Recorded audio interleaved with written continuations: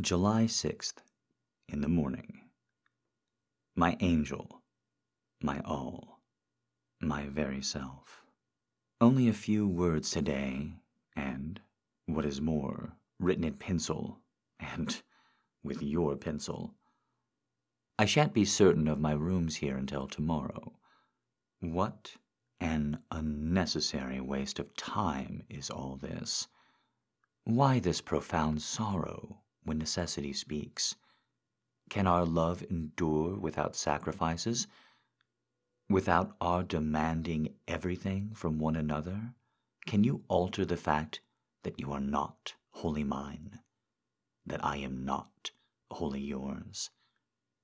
Dear God, look at nature in all her beauty and set your heart at rest about what must be.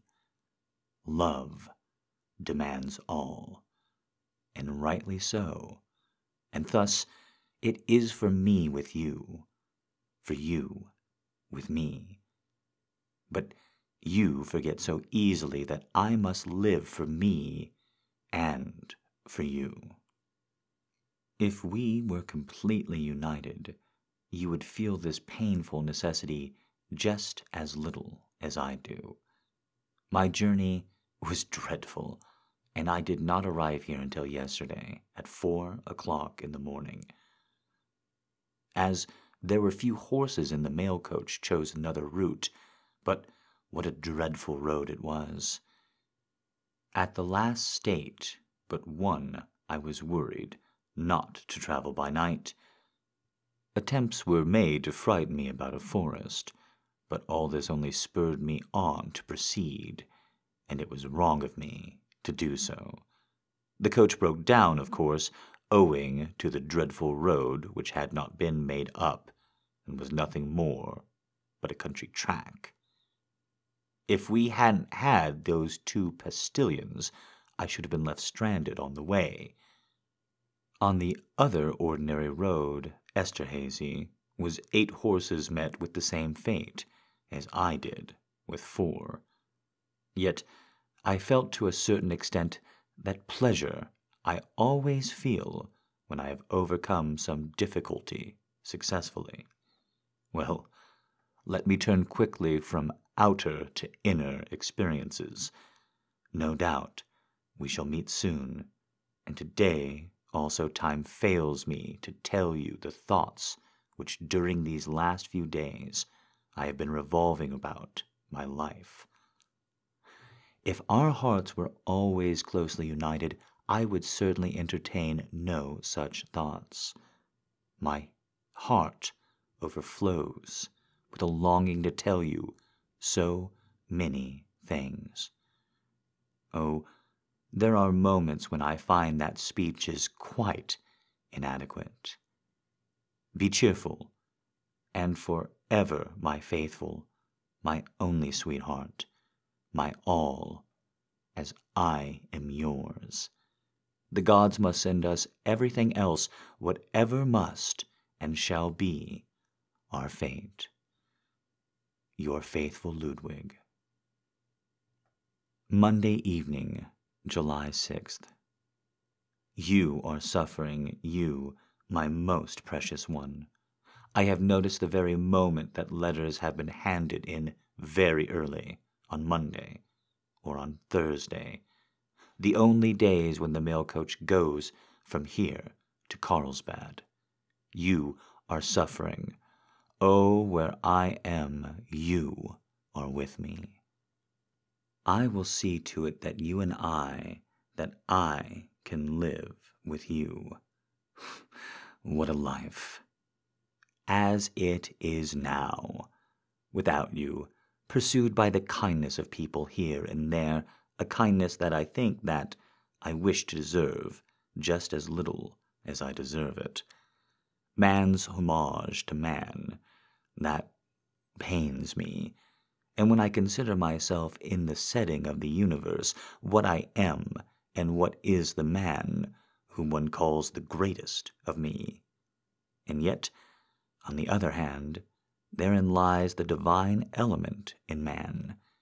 I weep when I think that probably you will not receive the first news of me until Saturday. However much you love me, good night. Since I am taking the baths, I must get off to sleep. Dear God, so near, so far, is not our love truly founded in heaven? And, what is more, as strongly cemented as the firmament of heaven? Good morning on July 7th. Even when I am in bed, my thoughts rush to you, my eternally beloved, now and then, joyfully, and then again sadly, waiting to know whether fate will hear our prayer. To face life, I must live altogether with you or never see you. Yes, I am resolved to be a wanderer abroad until I can fly to your arms and say that I have found my true home with you, and enfolded in your arms can be let by my soul be wafted to the realm of our blessed spirits. Alas, unfortunately, it must be so. You will become composed, the more so as you know that I am faithful to you. No other woman can ever possess my heart. Never, never. Oh God, why must one be separate from her who is so dear? Yet my life in Vienna at present is a miserable life. Your love has made me both the happiest and the unhappiest of mortals. At my age, I now need stability and regularity in my life. Can this coexist with our relationship? Angel, I have just heard that the past goes every day, and therefore I must close so that you may receive the letter immediately. Be calm, for only by calmly considering our lives can we achieve our purpose, to live together. Be calm. Love me. Today, yesterday. What tearful longings for you, you, my life, my all. All good wishes to you. Oh, do continue to love me. Never misjudge your lover's most faithful heart. Ever yours, ever mine, ever ours, L. If you enjoyed this piece, please thank the requester, an anonymous requester to my Twitter. You can request a reading that you want to hear, or hear more requested readings for absolutely free at TheGreyKnight on Twitter. That's at TheGreyKnight. I'd love to hear your next request there.